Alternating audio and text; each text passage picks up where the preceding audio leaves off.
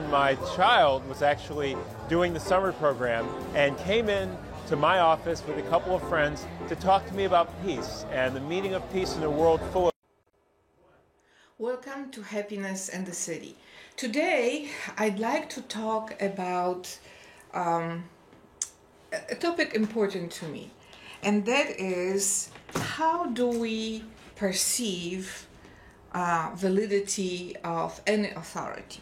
So I wanted today to focus our attention on the phenomenon of badges, right? We have here a great article from Wikipedia about badges, and the definition here talks about a badge is a device or accessory often containing the insignia of an organization which is presented or displayed to indicate some feat of service, a special accomplishment, a symbol of authority granted by taking an oath, like police and fire, a sign of legitimate employment or student status, or as a simple means of identification. So a badge is very important external confirmation of identity, social roles, connections to organizations, institutions, and also authorities that can use enforcement to achieve the order in a community, in a city, in a country that is established by current set of laws. And those laws change from generation to generation, from a situation to a situation. So the type of enforcement changes too. But badges are very important. And I've had a lot of badges in my journey through all kinds of institutions and countries. And this really creates a sense of order in the mind and in the body, in relationships with other people. So it is very important that we have awareness of their importance. So the varieties and design of badges varies. Every police department has different badges. Every government has different ways of revealing badges. So we have to have knowledge about this very important topic. One of the ways in which societies fall apart is when badge authority is given to wrong hands, and then force of that kind of authority creates demands that can be very destructive. And we have to be very knowledgeable about that topic, because in contemporary world we are dealing with current generations that want peace. There's just no country on earth today that has that will to war. People want to enjoy life as this amazing technology allowed us to live, the great health care, the communications between nations that allows working conflicts out in real time before it's too late. And I think that we have to look at the authority in ways that are very optimistic. I'm very optimistic that certain amazing things have been developing in the world that allow me to believe we are entering a time of peace. So this helped me think about the roots of those violent wars that have happened in the 20th century. A little bit in the 19th century, but really in the 20th century, World War I and World War II. Those were conflicts that embraced the whole world. And they happened in situations in which a lot of power was wielded by what appeared to be legitimate authority with badges, but it was in wrong hands, like with Adolf Hitler in Germany, that used legitimate authority and legitimate insignia of authority, being elected in a legitimate way, and yet became a person which not only almost destroyed countries he invaded, but he almost also destroyed Germany. And we have to look at that relationship between legitimacy of badges and the identity of a person who has them. And I encourage you to start thinking about this, a very important relationship, because if we continue giving legitimate badges to people who bring in destruction and fear, then we have to look at what is missing in our processes that allow this to happen. So we have to look at what badges allow a person who holds them. In terms of institutions like educational institutions or sports facilities, medical facilities, those matters are of extreme importance because that badge allows access to a lot of data and a lot of communications that often involve matters of life and death. In educational institutions, it's about research and outcomes of research, especially sensitive research like medications. In sports situations, it's about the way the finances is being handled. In medical facilities, it's directly about life and death. When a badge is given to wrong hands, the patients may end up being dead. So we have to look into the processes that connect a person's identity to a particular badge. I think that this question is so important that I'm a bit puzzled that it's not being talked about. I told you about the miracle I experienced from God's presence 20 years ago when, according to people who were carrying official badges at that time, 1998, I was worthless and just doomed to die. But in God's eyes, I was worthy His miraculous grace.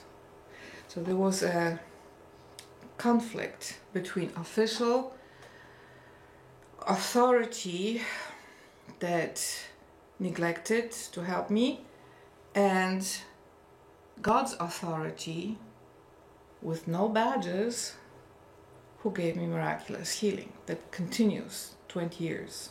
So it's real. So what is the meaning of God's authority that doesn't have an insignia of authority like badges, and yet can overcome and override any other authority. So this is the identity of a person that is more important than a badge. And I think we have to look at this as source for our knowledge about whom we allow to have badge in human terms, in human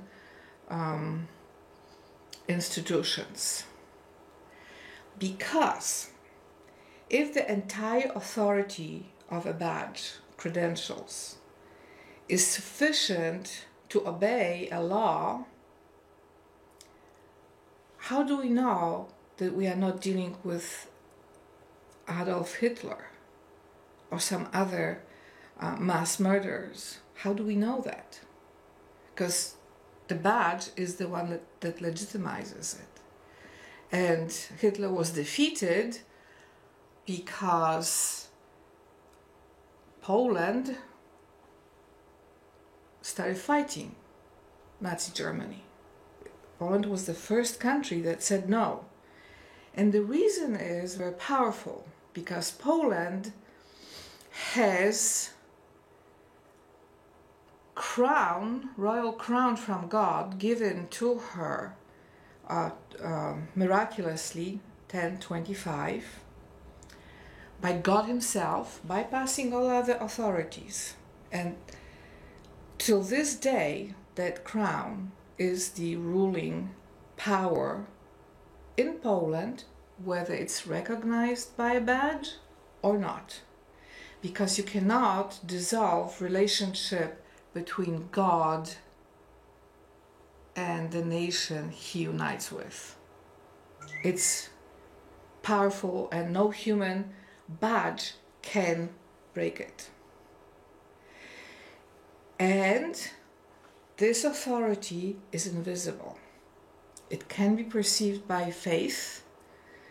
There are signs of God's presence, but it is authority, divine authority, that doesn't have the same visibility of status insignia as human authority. So, in our discussions today about matters of peace, directions in which the country should go, in the ways we organize authority, we have to know that there is also divine authority. And that divine authority cannot be ruled by human authority, by human badges. It won't happen. And a lot of the conflicts in 20th century were caused by people who took that authority of governments and turned it against God's values. And that resulted in those horrible devastations of World War I and World War II, and then also Cold War and many other conflicts that were deadly, and we are still dealing with some of those wars because the Cold War didn't end with the peace treaty. It just stopped being relevant because the official structures of the USSR were dissolved. And what happened to Russia then? God took over. God, who has been ruling Russia for more than 1,000 years. Christianity came to Russia brought by Cyril and Methodius. God never dissolved the relationship between himself and Russia. And when the visible badges were destroyed, he just took over. And many people don't know how to deal with this situation because they are only looking at visible badges in the Russian government or in the Russian nation, totally ignoring the other side of Russia as real as God Himself and powerful in the divine authority that rules by divine love and has the power over life and death and destiny and identity of the nation. So, in order for us to be current on what is happening in the world today, we have to understand that relationship between invisible authority of God and human authority. In other words, between the divine government and civil government. Civil government is peaceful so long as it doesn't want to rule divine government. Because as soon as civil government wants to cut God off, block God, rule God's law, then God immediately uses the countermeasures, and there's then collapse within civil authorities, and that ends up in wars. So civil authorities throughout centuries, thousands of years, learned how to deal with this relationship between divine government and civil government. And I'm not talking about relationship between state and church. That is a matter connected with how the institutions of the church developed in relationship to knowledge of God. And it's very important because even within those institutions there is this organization between the authority of the king, who represents the head of divine government, and authority of the church, who represents, or which represents the direction in which people of faith need to take in order to gain eternal salvation. And in this order of things, king is to supply peace for the nation, whereas the church has much larger mission, and that mission is connected with eternal salvation of people. So in this sense, there is distinction of function between the church and the state, but it's not the same as divine government, because divine government has to be present both within the palace, the royal government, and within the church, as much as it has to be obeyed by civil authorities. So the concept of kingdom of God is higher than the concept of relationship between the church and the state. And if you understand that, you can then perceive the futility of fighting with divine government by creating civil laws that provoke God's anger, and then they end up in a lot of conflict. Whereas when you understand God's compassion on all of us, you will understand that He would never create civil laws that would be destructive. He would balance things out. King Solomon even allowed prostitutes to live. He was not putting them in jail. Remember the story when he was judging two prostitutes because one of them stole another prostitute's baby, and he was judging them. He was not putting them to jail for whatever they do in their sins, because God has compassion on people and their sins, and He guides through his compassion and his love to ways in which all people find beautiful ways to live. But they will not find them if there is no connection and relationship established between divine love from Kingdom of God and civil laws. Today we have a situation in which people want to take over authorities of divine government without God's love and God's presence. They want to rule all matters of destiny and relationships, and now we have a lot of conflict over this issue. So as the international conflicts have been winding down, we have a lot of conflicts over daily life, because some people do not understand that they shouldn't create laws that provoke God's anger over matters of jurisdiction, what is divine government and what is civil government. There are many countries on earth who understand what I'm talking about. I won't say the names of the countries, but I'm not alone in this understanding. Russia understands it already, because they went through horrible destruction of the Soviet Union. They know the difference between what was before revolution and what happened after the revolution. Of course, there is a lot of achievement and a lot of wonderful things that happen, but when you look at how many millions and millions and millions of people lost their lives in World War I and World War II, and then in other conflicts, then you know that this was not a situation in the 19th century or 18th century or 17th century and prior years.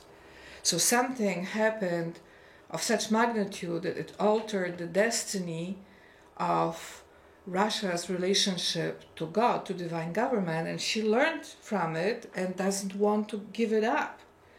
So we have to look at that current phenomenon in Russia in order to have God's grace on us, on America and European Union and many other countries of the earth who do not understand the transformative nature of what happened in Russia after the fall of the Soviet Union. In other words, when we are talking about Russia today and ignore the fact that Russia is connected to divine government, we are in danger of getting God's curse, which is something that I ask God not to do on us. I've been standing in the gap for this between us and God and literally begging Him that His compassion and His divine love will come into this situation and that His enlightenment will teach us the right way of dealing with the laws, the legal financial system of civil nature and divine government. So I encourage you to look at this situation seriously. America has huge heritage and tradition and knowledge about what I'm talking about. A lot of what I'm saying today I learned from Harvard University professors, the old generation of professors who since that time retired or passed away, but they had knowledge of those issues from their professors and whole lines of great educators connected to Great Britain. And as everybody knows, England has had divine government for more than 1,000 years as well. And it's still functioning, it's still in place. If I want something achieved with the blessing of Great Britain, I always ask God for His grace first. I never go directly to anybody in Great Britain until I have God's blessing, because I understand that. And there were situations in my life that the only country which helped me was Great Britain, because I connected to the right channels and received help in the right way. The same with Roman Catholic Church. Many of you are attacking a lot of people in Roman Catholic Church, but you do it in the wrong way, and that creates a lot of anger from God. Whereas if you turn to God for His guidance on dealing with certain bad situations, you would get not only blessing for your own life, but then the situation in the Roman Catholic Church would be resolved in the right way. And I encourage you to do it, because if you continue in ignorance of the relationship between loveless civil laws and divine love, you continue living in hate. Because lack of love is, by definition, either emptiness or hate. And a lot of people are spiraling the responses to hate by creating more hate. Censorship, moderations, cutting people off, all kinds of ways to ban people. That is not solving anything. It just creates more hate. The only way is to connect to divine love and to divine ways, and then to receive God's blessing on the civil relationships in our lives. And that divine love is what solves a lot of problems and then opens up our perceptions and our hearts to the right ways.